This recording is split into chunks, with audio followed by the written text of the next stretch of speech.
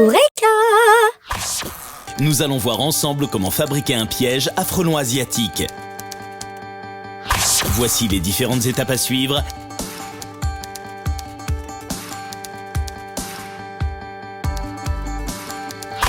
Et le matériel dont vous aurez besoin. Une bassine, 2 bouteilles d'eau, un couvercle en plastique, de la ficelle, un foret et enfin une perceuse. Première étape, fabriquez votre piège à frelons asiatiques.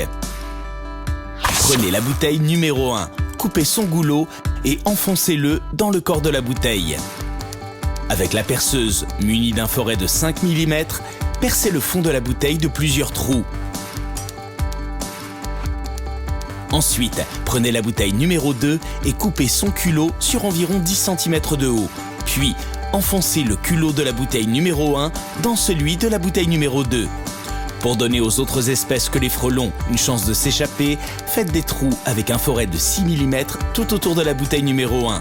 Enfin, faites 2 trous sur le couvercle et 2 trous latéraux en haut du piège.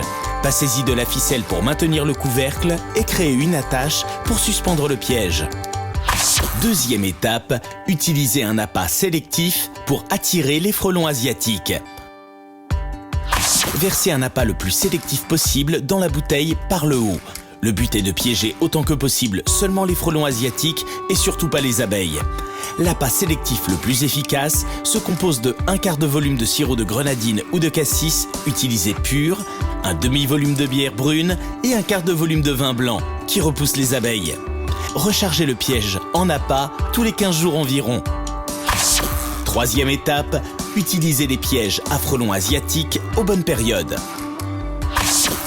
Afin de piéger sélectivement le frelon asiatique, ne mettez vos pièges en place que pendant 2 périodes bien précises, afin d'éviter que trop d'insectes autres que les frelons asiatiques ne soient piégés.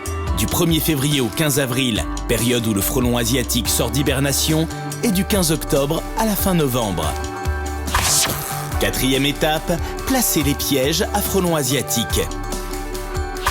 Placez un ou plusieurs pièges selon la taille de votre jardin. Pour un meilleur résultat, placez les pièges en hauteur, par exemple dans un arbre. Évitez les endroits assidûment fréquentés, comme la terrasse, l'entrée de la maison ou le terrain de jeu des enfants. Cinquième étape, débarrassez-vous du piège rempli de frelons. Au bout d'un moment, votre piège est saturé de frelons et ne fonctionne plus. Cependant, certains frelons peuvent être encore vivants à l'intérieur. Prenez des précautions pour vous débarrasser de ce piège. Commencez par placer le piège dans un seau ou une bassine et remplissez-le pour noyer les frelons. Attendez 24 heures pour mettre le piège à la poubelle et remplacez-le par un autre si besoin. Et voilà, maintenant, c'est à vous de jouer. Sur Eureka.fr, vos questions sont entre de bonnes mains.